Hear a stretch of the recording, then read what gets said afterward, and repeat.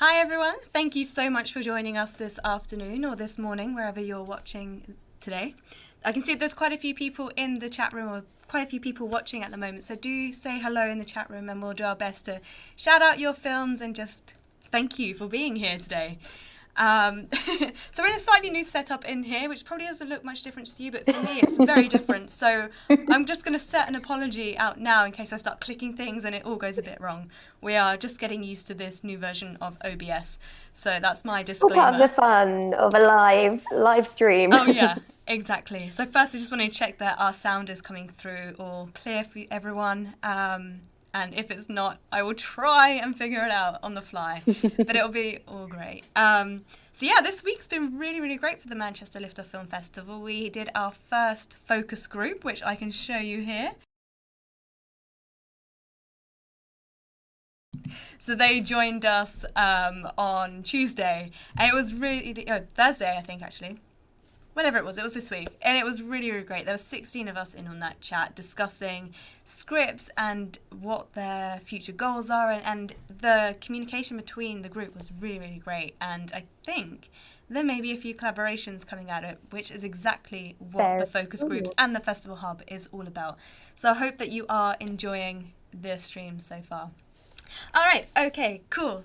Claire, do you have anything you'd like to add? No, I mean, we're going to come back to it later, but I'm really excited for us to kick off the film programme focus groups as well. Looking forward to e-meeting those of you that join us next week.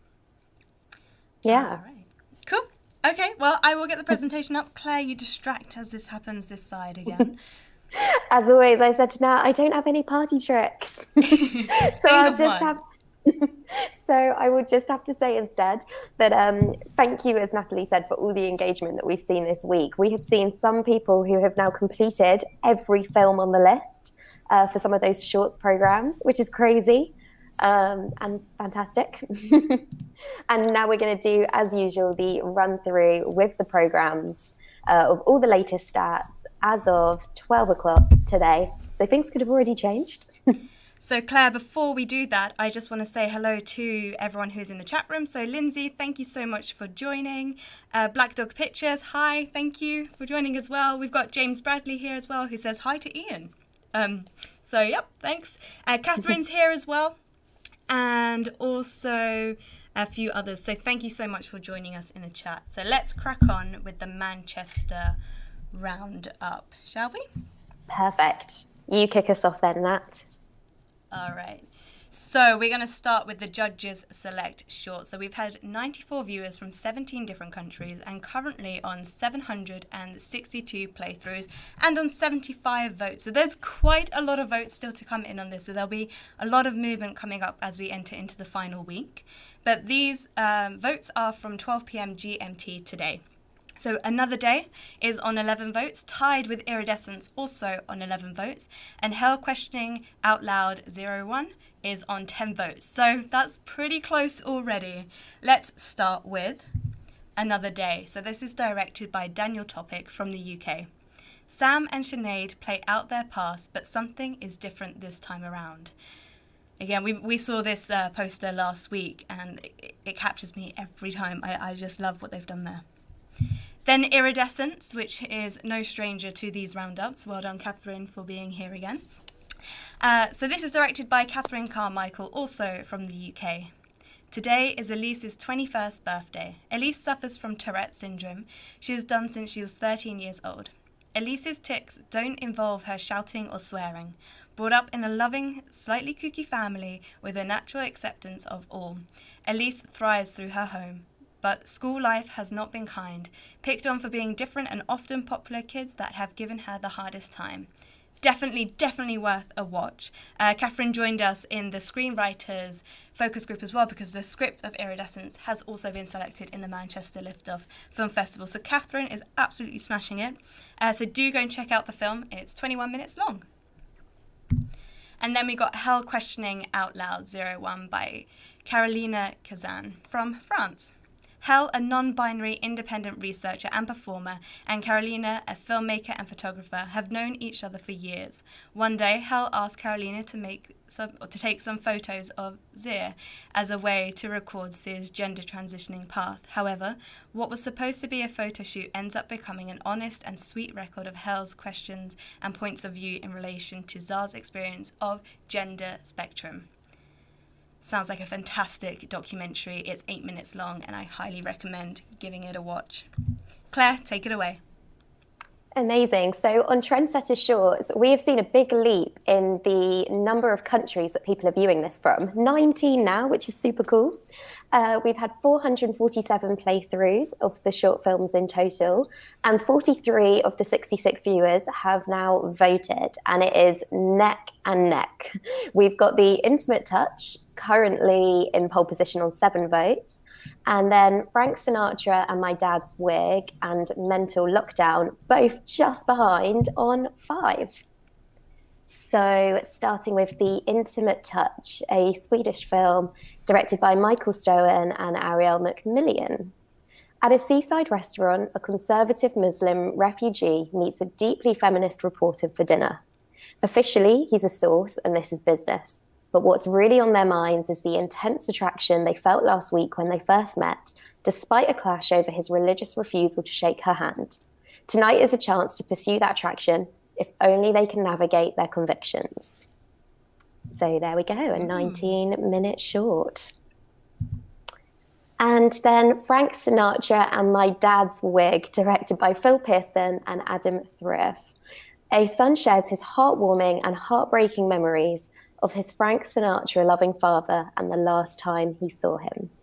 A 7-minute short. And that's making me think of my gran who loves Frank Sinatra. And then Mental Lockdown, directed by Nicholas Eccles. The group have been in some form of lockdown since March 2020. Jessica is conducting an online therapy session, but is it going according to plan? 2 of the participants are boozing already, William is being teased, as per usual, and something is troubling Kimberly. And this is interesting because it's TV content, so this is something slightly different there in the programme, which is nice. Absolutely. Okay, so then moving on to New Voices Shorts. We've had 78 viewers from 17 different countries, currently on 846 playthroughs and on 50 votes. I'm sure when we're sitting here next week, Claire, that playthrough number will be into the thousands. Yeah, it definitely will be. So Lost Symphony is currently on 8 votes, My Little Bird on 7 votes, and Cry on 6. So again, these votes are pretty close together. And as Claire and I were discussing earlier, the films that are underneath these 3 that you can see here are really, really close together, and the movement is going to be huge. I can just feel it coming.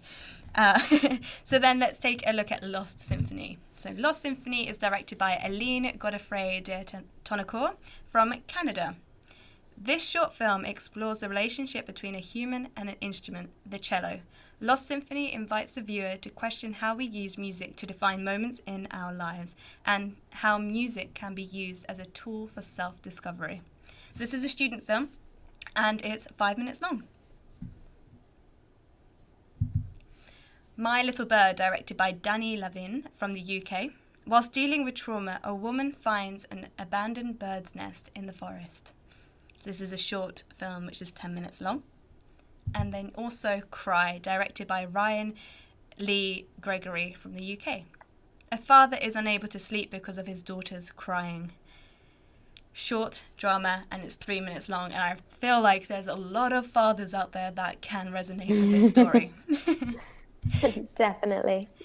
Claire, take away the features programme. So finally, our features there. We've got 51 people watching these features, and you've hit 280 playthroughs, which, as we always say for the feature content, that is a lot of hours of film watching. So that's fantastic. Super close in the votes here as well. We've got Portrait and The Yellow Queen, a road movie, both on 10 votes. Closely followed by Samos, The Faces of Our Border on 6. So kicking off with Portrait, directed by Lily Aikamian. 91-year-old American-born Canadian physicist Anthony S. Arrett spends his days alone in his Vancouver apartment, continuing to work on his research in the field of magnetism. He lives surrounded by the hundreds of faces drawn by his late wife, New York City and Vancouver-based portrait artist Patricia Graham Arrett. Dr. Arrett is filmed over the course of a 5-month period by first-time filmmakers Lily Eichmann, Arrett's granddaughter, and A.T. Raghib. Dr. Arrett works hard to finish his work as he reflects on his life and marriage in this intimate portrait. And I know we said this last week, but I think that is so nice for a first-time filmmaker to be doing such a family-based, intimate work. I think that's lovely. And the poster again there is so, you just are drawn into those images. Yeah, all three of these feature posters are great. This next one, The Yellow Queen, a road movie, a Belgian film directed by Lucio Arisi. A one-way journey from Cologne in Germany to Bamako in Mali, crossing Europe and then the biggest desert of our planet, 7,200 kilometers.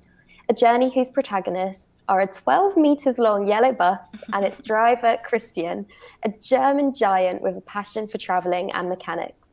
Since 2012, he has been delivering the indestructible Mercedes 0303 coaches to Mali to give them a second life. You weren't wrong there. This poster is awesome. It's cool, isn't it? It's really cool. Very. Okay, and then finally.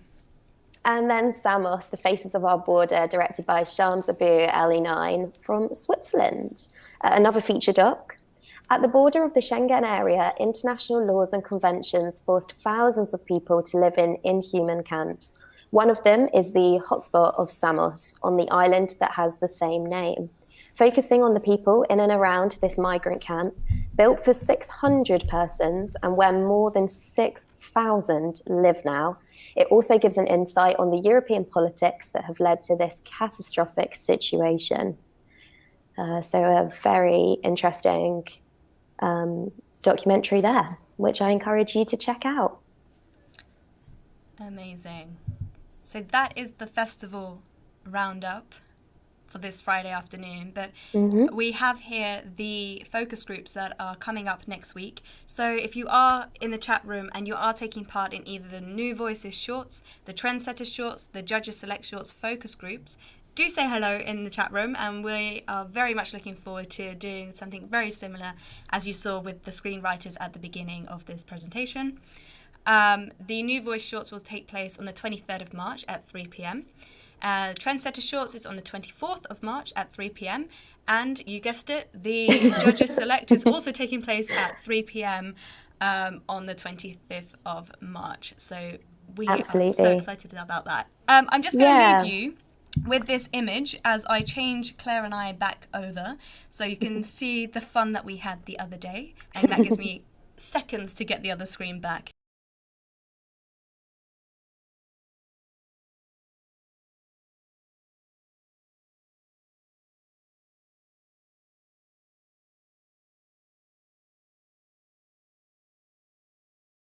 We're back. Hi, we're back. So just to repeat, for those of you that signed up to the focus groups, you will have now been invited to a private group on the Festival Hub where you can see who else is participating, so whose films you need to get watching. And you'll also have received a Google Calendar invite for our e-meet on the dates that you just saw Natalie mention. We look forward to meeting you all. Okay, wonderful. Well, thank you. And thank you to everyone who has been in the chat room. We'll be back next Friday for the next festival roundup. Oh, there's a question here from Alan, not Ian. I do apologise about that earlier. I definitely said Ian when I was meant to say Alan. So there's a question here from Alan. Are those dates when the votes closes? No, the dates that we just mentioned are for the focus groups that are due to take place next week. Claire, when is the official closing date of the first round? The first at 10 p.m. GMT. So that's when the Vimeo on-demand round closes and voting closes. Amazing. Well, thank you everyone for joining us. That's all from us. Thank you so much. Bye-bye.